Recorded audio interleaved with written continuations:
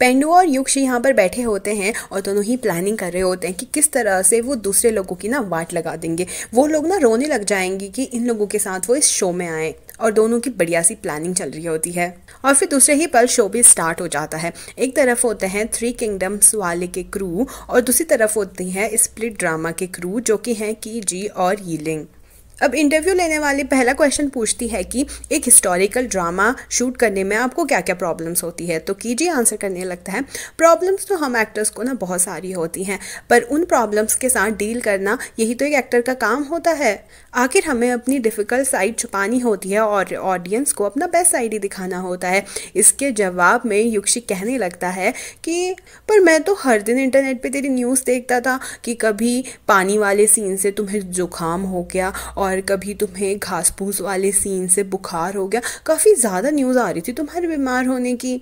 तो कीजी उसको जवाब देते कहने लग जाता है कि वैसे दरअसल आजकल तो तुम्हारी कोई भी न्यूज़ आ ही नहीं रही है, जबकि मैंने तो ये सुना था कि तुम एक डिलीवरी मैन की तरह काम कर रहे थे, क्या ये सच बात है? और ऑडियंस में सारे लोग बातें बताने लग जाते हैं कि अच्छा युक्षी डिलीवरी मैन का काम कर रहा था। युक्षी इसके जवाब में बोलता है कि हाँ, मैं डिलीवरी मैन का काम कर रहा था और आखिर इसमें बुराई क्या है? बॉटम से स्टार्ट करना यही तो एक इंसान का हार्डवर्क होता है, और मैं चाहता हूँ कि एक दिन मेरे फैंस लोग भी ये देखकर सीख सके कि हार्डवर्क से क्या कुछ नहीं हो सकता। और इस जवाब से ऑडियंस काफ़ी ज़्यादा इंप्रेस हो जाती है। युक्षी के लिए वो सारे लोग चेयर अप करने लगते हैं और कीजी का प्लान यहाँ पे दोबारा से फेल हो जाता है।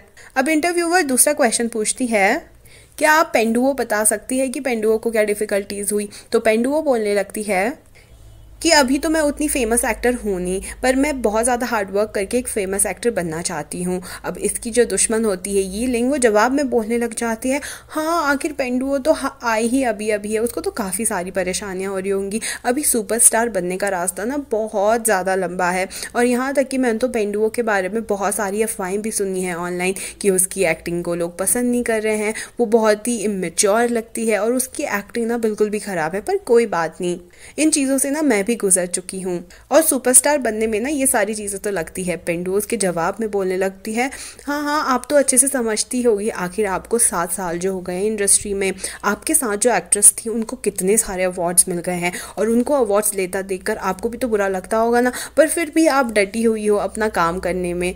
आपसे ज़्यादा एक्सपीरियंस किसको हो सकता है? और युक्षी और पेंडुओ इन दोनों की ही बराबर झंड कर रहे होते हैं, और इंटरव्यू ख़त्म होने के बाद दोनों ही मज़े ले रहे होते हैं कि किस तरह से उन्होंने सामने वाले की तो धजिया ही उड़ा दी। तभी मैनेजर कहने लगता है कि नेक्स्ट पार्ट जो है शो का, उसमें तुम्हें सबसे पहले कांटेक्ट में जो इंसान है उसको कॉल करने को बोलेंगे। तो युक्षी कहता है, ऑफ कोर्स मेरी गर्लफ्रेंड है तो मैं उसी को बोलूँगा। मैनेजर उसे मना करता है, पर युक्षी यहाँ पे मानने को तैयार नहीं होता। उसके बाद पेंडुओ कहती है, मैंने ना बहुत ज़ोर से अपनी सूजू रोक के रखी थी, इसलिए ना मेरे पेट में दर्द हो रही, तो मैं वॉशरूम जाकर आती हूँ। कि उसके जाते ही यीलिंग वहाँ पर आकर युक्षी को चढ़ाने लगती है। ये बोलने लगती है कि मैंने सुना है वीरेन तुझे एक लीड रोल में कास्ट नहीं कर रहा है, तुम्हारा ऑडिशन देना तो बिल्कुल बेकार ही गया, आखिर तू सोल्जर ए ही बनने वाला है। लास्ट में उसे चिढ़ाकर वहाँ से चल देती है, पर युक्षी उसकी बातों में बिल्कुल भी ध्यान नहीं देता और वो कोई वीडियो देखकर ना बहुत ही हंस रहा होता है। अब दूसरा पार्ट शुरू हो जाता है, और सबसे पहले ये लिंक कहती है कि मैं अपने एक फ़ैन को कॉल करूँगी। वो अपने फ़ैन को कॉल करती है और सबको वो ना बहुत ही ज़्यादा क्रिंज लगता है। फिर उसके बाद कीजी की बारी आती है, और कीजी कहता है कि मैं अपने एक बहुत पुराने टीचर को कॉल करूँगा जिन्होंने मुझे एक्टिंग सिखाई थी, और मैं हमेशा उनसे बात करता रहता हूँ। तो वो अपने टीचर को कॉल करता है, उसका टीचर उठा लेता है और बोलने लगता है कि मैं हमेशा सबसे कहता रहता हूँ कि जितने भी स्टूडेंट्स को मैंने पढ़ाया है उनमें से जो बेस्ट स्टूडेंट था ना मेरा, वो कीजी ही था। उसका टीचर उसकी बहुत ही ज़्यादा तारीफ़ कर रहा होता है, पर ज़्यादा तारीफ़ करने में उसका टीचर ये तक बोल पड़ता है कि तुम्हारे मैनेजर का ना मुझे कल ही कॉल आया और उसने मुझे बताया कि तुम मुझे शो में कॉल करने वाले हो, तो मैं बिल्कुल रेडी बैठा था तुम्हारे कॉल के लिए। और तभी कीजी जैसे तैसे करके उनकी बात काटता है और फ़ोन भी कट कर देता है। ऑडियंस में सारे लोग बोलने लग जाते हैं, अच्छा तो कीजी ने ये फ़ोन कॉल पहले से प्लान किया था। कीजी कितना फेक है, कितनी गंदी पर्सनैलिटी है कीजी की। सब बातें बनाने लगते हैं कीजी के एक फ़ोन कॉल पे। तभी अब पेंडुओ की बारी आती है और वो और किसी को नहीं बल्कि अपने आइडल चाओ को कॉल करती है। चाओ फ़ोन उठाता है और पेंडुओ कहती है कि मेरे प्रिंस चार्मिंग, मैं ना आपको बहुत ही ज़्यादा मिस कर रही हूँ। और ये सुनते ही चाओ उसके मुंह पे फ़ोन काट देता है। इससे ना पेंडुओ थोड़ी शर्मिंदा हो जाती है। पर फिर कवर अप करने के लिए बोलती है, अरे मेरा जो प्रिंस चार्मिंग है ना वो बहुत ही बिजी रहता है, इसलिए शायद काट दिया होगा। अब फाइनली बारी आती है युक्षी की, और वो और किसी को नहीं, वो कहता है कि मैं अपनी गर्लफ्रेंड को कॉल करूँगा। वो यूची को कॉल करता है पर यूची उठाती नहीं है क्योंकि वो क्लास के बीच में होती है। वो दोबारा से यूची को कॉल करता है और यूची को लगता है कि उसने फ़ोन कट कर दिया, पर उसने फ़ोन लाउड स्पीकर में रख दिया होता है और युक्षी उसको बोलने लग जाता है कि मैं ना तुझे बहुत ही ज़्यादा मिस कर रहा हूँ। और ये चीज़ सारे कॉलेज वाले सुन लेते हैं। युची को काफ़ी ज़्यादा शर्मिंदगी होती है और वो ये सुनते ही फ़ोन काट देती है और यहाँ पर युक्षी की झंड हो जाती है। होस्ट भी बात को संभालने के लिए कहती है, लगता है कि यूची ना काफ़ी ज़्यादा बिजी है तो हमें उसे परेशान नहीं करना चाहिए। पर थोड़ी ही देर में यूची का कॉल आने लगता है और सारी की सारी ऑडियंस युक्षी को बस ऐसे देखने लगती है कि अब पता नहीं क्या होगा इनकी लव स्टोरी में आगे। वो जब फ़ोन उठाता है यूची बहुत ही प्यार से बात करती है, बोलती है, mister you, I am sorry, मैं ना क्लास के बीच में थी इसलिए आपका फ़ोन काटना पड़ा और मैं आपसे कहना चाहती हूँ कि मैं भी आपको बहुत ही ज़्यादा मिस कर रही हूँ। आपको कैंटीन से क्या खाना है मैं वो आपके लिए लेकर आऊँगी। और यहाँ तक कि यूची को युक्षी की सारी पसंद की चीज़ें पता होती है। ये देख के तो सारी की सारी ऑडियंस बिल्कुल ऑ हो जाती है कि युक्षी की गर्लफ्रेंड यूची इतना ज़्यादा प्यार और ख्याल रखती है युक्षी का। अब इंटरव्यू खत्म होने के बाद पेंडुओ यूची से बात कर रही होती, बोलती है कि तुम्हारी और युक्षी की लव स्टोरी कितनी अच्छी है और वहीं पे मेरा प्रिंस चार्मिंग है, ये चाहो कि उसने मेरे मुंह पे फ़ोन कट कर दिया, वो कितना ज़्यादा गंदा है। ये सुनते ही यीलिंग अंदर आ जाती है और बोलने लगती है, तो कितना भी पीछे पड़ो उसके, वो ना तेरे को बिल्कुल भाव नहीं देगा। पेंडो बोलती है, तू होती कौन है ये बोलने वाली, तू मेरी बात सुन रही थी चुपचाप। यीलिंग कहने लगती है, अरे उसके पीछे पड़ने से कम उसकी लव हिस्ट्री तो जान ले कि उसके पिछले रिलेशनशिप में क्या हुआ था। और ये बात पेंडुओ के दिमाग में घंटी बजा देती है। वो जाकर अपने अंकल से पूछती है और मैनेजर बताने लगता है कि दरअसल चाओ की एक गर्लफ्रेंड हुआ करती थी। पेंडुओ कहती है, हाँ तो थी, मतलब थी ना पास्ट में, अब तो ब्रेकअप हो चुका है। मैनेजर कहता है, किसने कहा ब्रेकअप हुआ, उनका ब्रेकअप नहीं हुआ, पर उसकी गर्लफ्रेंड अब इस दुनिया में नहीं रही। तो मैनेजर बताने लगता है कि हुआ क्या था। तो चाओ उस वक्त बहुत ही बड़ा सुपरस्टार था, वो नया नया एक्टर आया था, पर आते ही उसकी पॉपुलैरिटी बहुत ही ज़्यादा इंक्रीज़ हो गई थी और उसकी जो गर्लफ्रेंड थी वो एक स्ट्रगलिंग एक्ट्रेस थी। उसने बहुत ही बार ट्राई किया था, यहाँ तक कि उसने एक्टिंग स्कूल से ग्रेजुएट किया था, पर फिर भी उसको कोई भी चांस नहीं मिल रहा था। तभी एक डायरेक्टर की नज़र उस पर पड़ी और उसने अपने होटल के रूम पे उसे ऑडिशन देने के लिए बुलाया, पर उस डायरेक्टर के इरादे ना बहुत ही ज़्यादा गंदे थे। वो उसकी गर्लफ्रेंड के साथ ज़बरदस्ती करने लग गया और अपनी इज्जत बचाने के लिए चाओ की गर्लफ्रेंड ने होटल की खिड़की से छलांग मार ली और कूदते ही वो मर गई वहीं पे। और फिर इसके बाद चाओ ने फिल्म इंडस्ट्री ही छोड़ दी और थोड़े ही सालों पहले अपना कमबैक किया एज अ सिंगर। और ये स्टोरी सुनते ही पेंडुओं की आंखें नम हो जाती है।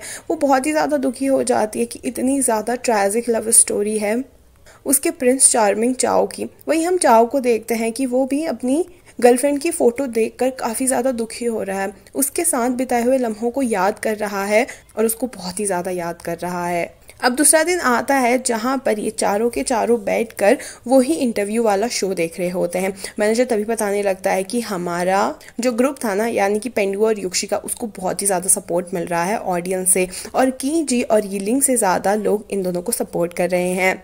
इतने में ही युक्षी को एक कॉल आता है और युक्षी कहने लगता है, मुझे ना बैंक का कार्ड वार्ड या लोन वोन कुछ भी नहीं चाहिए, तो दोबारा ना इस नंबर पर कॉल मत करना। और तभी वहाँ से आवाज़ आती है कि मैं वीरेन बोल रहा हूँ और युक्षी बिल्कुल चौकन्ना होकर बोलता है, अरे सर हाय, कहाँ पे मिलने आना है आपको। और फिर वो वीरेन को मिलने जाता है। वीरेन कहने लगता है कि तुम्हें तो मैं सोल्जर ए के अलावा कोई और रोल दे नहीं सकता अपनी मूवी पे, पर तुमने मुझे कहा था कि कीजीना बेस्ट चॉइस नहीं है लीड हीरो के लिए, तो मुझे क्या करना चाहिए। दरअसल मुझे ना एक नया लड़का तो दिखा था और मुझे लगता है वो मेन रोल के लिए ना बिल्कुल परफेक्ट है। युक्षी को लग रहा होता है कि डायरेक्टर उसकी बात कर रहा है, पर वो किसी जाओई की बात कर रहा होता है और बेचारे युक्षी को अच्छा दिखने के लिए उस जाओई की तारीफ करनी होती है क्योंकि वो जाओई से ज़्यादा कीजी से नफरत करता है। वो बाहर आता है, युक्षी पूछती है कि क्या आपको रोल मिला, पर युक्षी ना बहुत ही इरिटेट हो चुका होता है। वो कहता है कि मेरा जल्द ही आज ड्रामा आने वाला है और मेरे अगेंस्ट उस कीजी का भी ड्रामा आने वाला है। हम सारे लोग मिल के बैठ के मेरा ड्रामा देखेंगे और मेरे ड्रामा की रेटिंग ना हाई करेंगे, चलो। और फिर फ़ोन पे पेंडुओ और चाओ भी तैयार होते हैं युक्षी का ड्रामा देख के उसकी रेटिंग्स बढ़ाने के लिए। अब ड्रामा स्टार्ट होता है और यूची बताती है कि युक्षी के ड्रामा की रेटिंग्स काफ़ी ज़्यादा हाई हैं, पर थोड़ी ही देर में वो बोलने लगती है कि कीजी की ड्रामा की रेटिंग्स ना हाई हो चुकी हैं क्योंकि उसके पहले ही एपिसोड में किस था। अब युक्षी ना थोड़ा बहुत इरिटेट होने लगता है और यहाँ पे पेंट वो चाव से पूछने लगती है कि मेरे प्रिंस चार्मिंग, मैं ना ड्रामा में कैसी लग रही हूँ। और पेंडुओ की खूबसूरती देखकर चाओ उसे बस देखता ही रह जाता है, पर वो पेंडुओ के सामने उसकी तारीफ नहीं करना चाहता तो वो फ़ोन कट कर देता है। पर उसकी नज़र पेंडुओ से हट ही नहीं रही होती है, उसको पेंडुओ बहुत ही सुंदर लग रही होती है। अब दूसरे दिन ये तीनों के तीनों मैनेजर के ऑफिस में पहुंचते हैं और मैनेजर बताने वाला होता है कि युक्षी के शो और कीजी के शो में से किसने सबसे ज़्यादा हाई रेटिंग ली है, और वो शो किसी और का नहीं बल्कि युक्षी का ही होता है। मैनेजर बोलने लगता है कि सारे लोगों ने कीजी के शो को बहुत ही ज़्यादा बुरा कहा है क्योंकि उसके पहले ही एपिसोड में किस है। एक हिस्टोरिकल ड्रामा में उन्होंने पहले ही एपिसोड में किस डाल दी, और ये भी बात आ रखी है कि सेकंड एपिसोड में बेड सीन है। आखिर इतनी जल्दी फिजिकल सीन्स कौन डालता है हिस्टोरिकल ड्रामा में। पर तभी पेंडुओ को एक पोस्ट दिखाई देता है जो कि पूरा का पूरा पेंडुओ के खिलाफ होता है, और ये प्लानिंग और किसी की नहीं बल्कि येलिंग की होती है। वो कीची को बता रही होती है कि मेरा कंपटीशन पेंडुओ से है और अगली फेमस मूवी में मैं ही रोल लेना चाहती हूँ, मैं नहीं चाहती कि पेंडुओ मेरा रोल ले। और उसने ये लिखा होता है इंटरनेट पे कि पेंडुओ बिल्कुल भी टैलेंटेड एक्ट्रेस नहीं है, जबकि वो अपने अंकल की हेल्प से इस इंडस्ट्री में आई है क्योंकि उसके अंकल एक बहुत ही बड़े मैनेजर हैं। और जब उसके अंकल से कुछ नहीं हुआ तो उसने युक्षी जो कि सुपरस्टार था उसका सहारा लेने की कोशिश की, और जैसे ही युक्षी की पॉपुलैरिटी कम होने लग गई उसने तीसरे लड़के का सहारा लिया जो कि है चाओ। चाओ के पीछे वो इतना हाथ धो के पड़ गई कि उसने लाइव शो में भी चाओ को कॉल किया और चाओ ने उसे लाइव शो में सबके सामने रिजेक्ट कर दिया। ये पढ़ते ही सब लोग उसका मजाक उड़ाने लगते हैं, पर पेंटू को ये बात थोड़ी सीरियस लग रही होती है। वो भागकर चाओ के पास पहुंचते हैं कि कहीं चाओ गलत ना समझ ले कि वो चाओ के पीछे उसकी पॉपुलैरिटी की वजह से पड़ी थी। चाओ बिल्कुल दरवाज़ा नहीं खोलता। फाइनली जब चाओ दरवाज़ा खोलता है वो कहता है मुझे तुमसे कोई बात नहीं करनी और तुम यहाँ से चली जाओ, पर वो फिर भी बाहर खड़ी रहती है और कहती है मेरे प्रिंस चार्मिंग, यहाँ पे ना आग लग चुकी है। वो फिर भी नहीं आता। वो कहने लगती है मैं ना बेहोश हो रही हूँ। वो फिर भी नहीं आता। फिर वो कहने लगती है आपका ना बहुत ही बड़ा पार्सल आया है, वो बहुत ही भारी है, मैं उठा नहीं पा रही हूँ। पर वो फिर भी बाहर नहीं आता है। इतने में ही चाओ को एक वीडियो मैसेज आता है जो कि पेंडुओ ने भेजा होता है। उसमें वो चाकू पकड़ के बोल रही होती है कि वो सुसाइड कर लेगी अगर उसने दरवाज़ा नहीं खोला तो। ये देखते ही चाओ को फ्लैशबैक आने लगते हैं उसकी गर्लफ्रेंड के, कैसे उसकी डेथ हुई थी, और वो भागता हुआ पेंडुओ के पास पहुंचता है। पेंडुओ को बेहोश हुआ देख वो अपनी गोदी में उसे उठाने लगता है कि तभी पेंडुओ आँख खोल लेती है और कहती है नहीं मैं झूठ बोल रही थी मेरे प्रिंस चार्मिंग, मैं झूठ बोल रही थी। पर चाओ की नज़रों में डर साफ साफ दिखाई दे रहा होता है। वो बहुत ही भयानक डर होता है जिसे देखकर पेंडुओ खुद डर जाती है और माफ़ी मांगने लगती है कि मैं नहीं चाहती थी कि मैं आपको इतना ज़्यादा डरा दूं। पर चाओ कहने लगता है तुम्हें लगता है ये मरना वरना सीरियस बातें नहीं होती है, तुम इतना गंदा मजाक कैसे कर सकती हो, और उसके मुंह पे दरवाज़ा बंद कर देता है। थोड़ी देर बाद जब उसका गुस्सा शांत होता है वो दरवाज़ा खोलता है तो पेंडुओ अभी भी वहीं पर बैठी होती है और बोलती है मुझे ना बहुत ही ज़्यादा भूख लग रही है। वो उसको अंदर ले जाता है, कुछ बिस्किट्स और दूध देता है और बोलता है खाने के बाद ना चले जाना। पर वो खाने के बाद वहीं पे सो जाती है। यहाँ पे चाओ इंटरनेट पे देख रहा होता है कि कैसे पेंडुओ को सारे के सारे लोग गोल्ड डिगर बोल रहे हैं, कह रहे हैं कि इतनी छोटी सी लड़की और इतने बड़े सुपरस्टार को उसने अपने करियर के लिए फंसा लिया। और चाओ उन सबका रिप्लाई कर रहा होता है पेंडुओ की तरफ से।